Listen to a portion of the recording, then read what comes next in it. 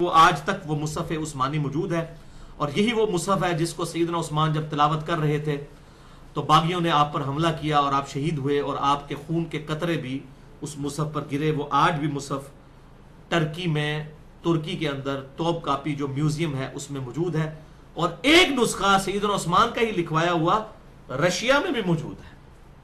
کافروں سے بھی حفاظت لی جا رہی ہے، ان کے پاس بھی موجود ہے، اور یہ ہمارے پاس بہت بڑی دلیل ہے، اور یہ بہت بڑا معجزہ ہے، اور یہ ہم بڑے وثوق کے ساتھ پوری دنیا کو یہ چیلنج دے سکتے ہیں کہ قرآن حکیم لفظ بہ لفظ محفوظ ہے، چاہے وہ رشیا کا نسخہ کو اٹھا کر دیکھ لیں، چاہے وہ ٹرکی کا، اور آج تو ایک ماڈرن دور ہے، اس میں آپ کسی بھی ایلیمنٹ کی لائف بھی فائنڈ کر سکتے ہیں۔ پچھلے دنوں بلکہ وہ پریکٹس بھی پرفارم کی گئی ہے اسی میوزیم سے نکال کر قرآن حکیم کے نسخے کے اوپر، تو اس کی لائف جو نکلی ہے وہ 650 اور 650 عیسوی کے قریب نکلی ہے، اور ظاہر آپ ان کی وفات بھی 632 عیسوی کے اندر ہوئی۔ وہی حضرت عثمان کے دور کا ہی وہ وقت نکلتا ہے، یعنی انہوں نے جو سائنٹیفکلی ریڈیوگرافی کے ذریعے جو ہے وہ لائف کیلکولیٹ کی جاتی ہے، یہ ایک ٹیکنیکل طریقہ ہے، اور پریکٹیکلی بھی پوری دنیا میں آپ مشرق مغرب سے آپ شروع ہو جائیں، پوری دنیا کے اندر آج مسلمان موجود ہیں، 2.25 ارب کے قریب مسلمان ہیں۔ آپ کوئی نیپال سے ایک مسلمان اٹھا لیں، ایک افریقہ سے اٹھا لیں، ایک انڈیا سے، پاکستان سے، بنگلہ دیش سے، کوئی آپ اٹھا لیں یورپ سے، امریکہ سے، کہیں سے قرآن حکیم شروع کریں، زبر زیر کی بھی کوئی غلطی ہوگی نہ تو پکڑا جائے گا۔ یہ قرآن کی حکمت ہے۔ آپ سورۃ الفاتحہ سن لیں، سب سے سارے ایک ہی سورۃ الفاتحہ پڑھیں گے۔ آپ سورہ اخلاص سن لیں، نیپال کا مسلمان ہو، انڈونیشیا کا ہو، ملیشیا کا ہو، فلسطین کا ہو، امریکہ کا ہو، یورپ کا ہو، رشیا کا ہو، سب یہی پڑھیں گے، قل هو اللہ احد اللہ الصمد لم یلد ولم یولد ولم یکن لہ کفوا احد۔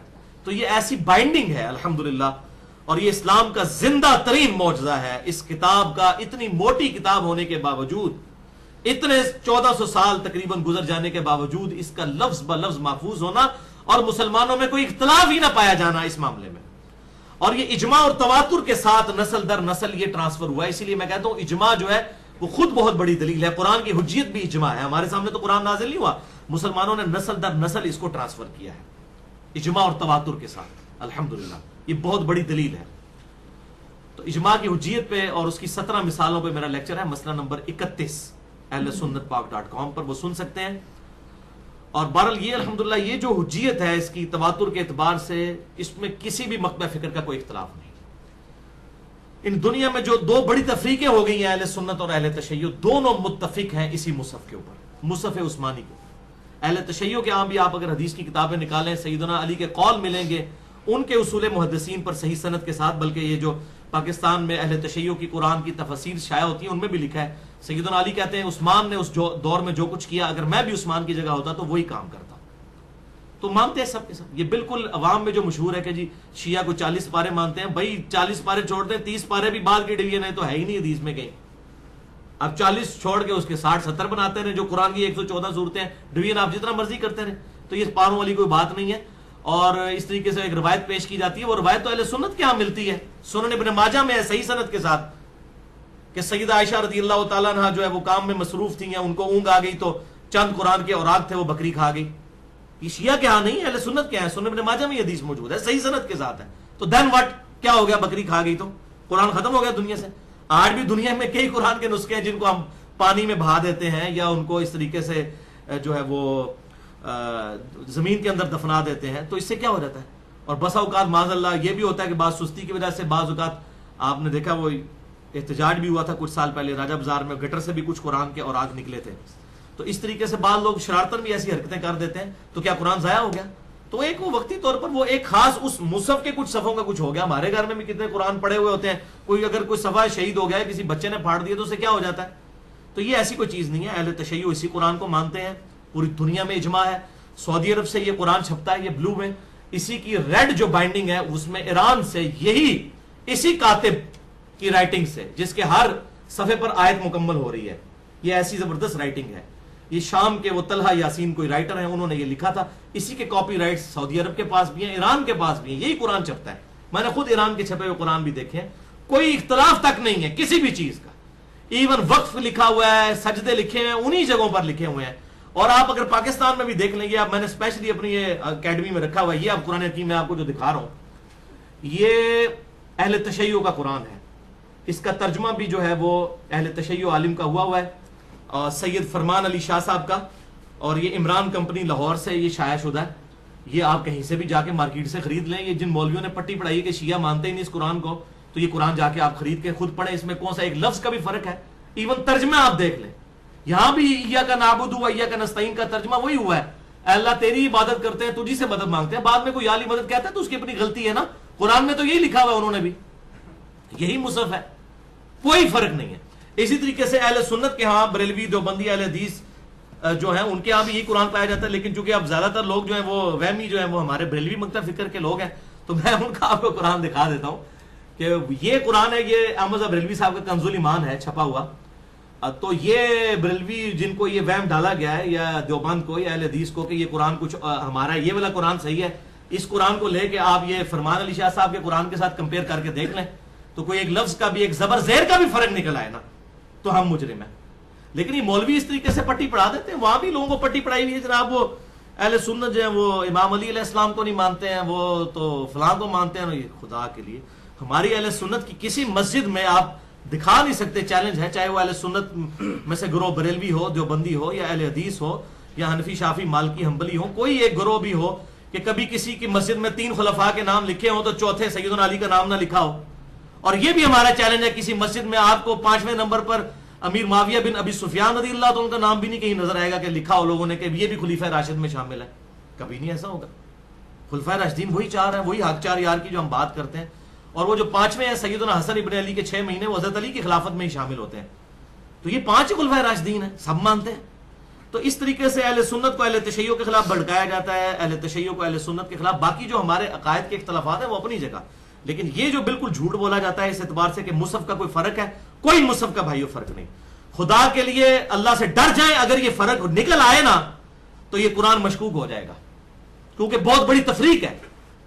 اہل تشیع کو تھوڑے تو نہیں ہے، 15% ہیں، اور دنیا میں ہر جگہ جو ہے وہ یہ مکتبہ فکر پایا جاتا ہے. اب آپ اگر سوڈان میں چلے جائیں صرف مالکی ہیں، نہ حنبلی ہیں وہاں، نہ شافعی ہیں، نہ حنفی ہیں، لیکن شیعہ وہاں پہ بھی موجود ہے. ٹرکی میں آپ چلے جائیں سارے حنفی ہیں لیکن شیعہ وہاں پہ بھی موجود ہے. تو ہر جگہ یہ ایک مکتبہ فکر پایا جاتا ہے. اگر یہ معاملہ ہوتا تو یہ قرآن ڈاؤٹ فل پڑ جاتا. تو ایسا نہیں ہے، قرآن حکیم بالکل محفوظ ہے. اہل سنت اہل تشیع کا اس کے اوپر اجماع ہے. یہ اللہ تعالیٰ نے اس کو قیامت تک کے لیے محفوظ کیا ہے، اس میں کوئی اختلاف نہیں ہے. اس حوالے سے اہل سنت ہوں اہل تشیع ہوں اسی مصحف کو حق مانتے ہیں، اور یہ بالکل جھوٹا پراپوگنڈا ہے. ہاں اہل تشیع کے ہاں کچھ روایتیں ایسی مردود ملتی ہیں، وہ اس طرح کی تو اہل سنت کے ہاں بھی ملتی ہیں، وہ اس کو تو وہ خود جو ہے کنڈیم کرتے ہیں. آپ کتاب پڑھ لیں حسین الامینی صاحب کی شیعت کا مقدمہ، جو اہل تشیع عالم ہے. میں نے ایک لیکچر پورا دیا ہے، مسئلہ نمبر 96، عظمت صحابہ، رد المنافقین اور شیعہ سنی اختلاف کا تحقیقی جائزہ. یہ ایکسکلوسیو لیکچر ہے، مسئلہ نمبر 96. اس میں نے وہ حوالے دیے ہیں کہ وہ اس کتاب میں انہوں نے لکھا ہے کہ ہم قرآن پاک کے ایک لفظ کو بھی جو غیر محفوظ مانتا ہے اور وہ کہتا ہے یہ مصحف وہ نہیں ہے، وہ کافر ہے.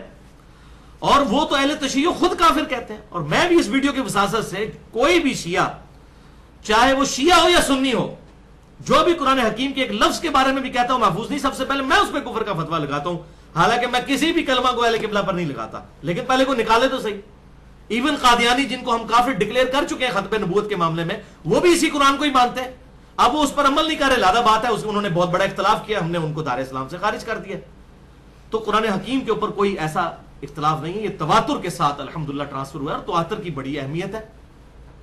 لہذا جاوید احمد غامدی صاحب کی یہ جو بات ہے کہ سنت قرآن پر مقدم ہے، تو یہ بات بالکل ٹھیک ہے. مقدم سے مراد وہ افضلیت کی بات نہیں کر رہے، مقدم سے مراد ہے کہ سنت قرآن کے نازل ہونے سے پہلے ہے.